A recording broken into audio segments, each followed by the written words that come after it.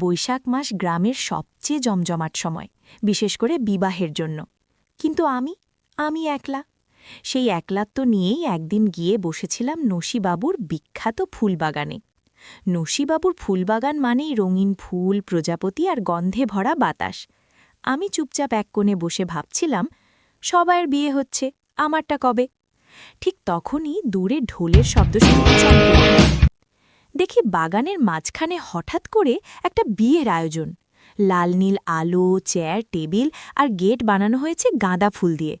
কৌতূহল সামলাতে না পেরে একটু কাছে গেলাম। বরকে দেখে তো আমি অবাক।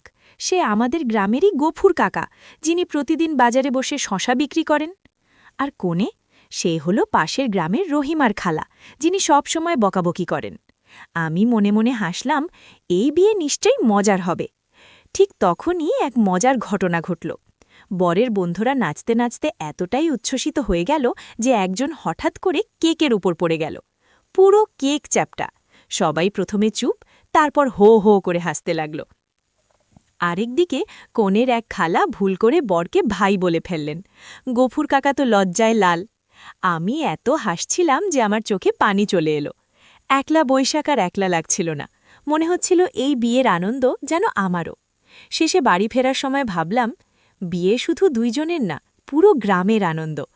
আর নসীবাবুর ফুলবাগান, সেটা তো হয়ে গেল আমার জীবনের সবচেয়ে মজার স্মৃতির জায়গা।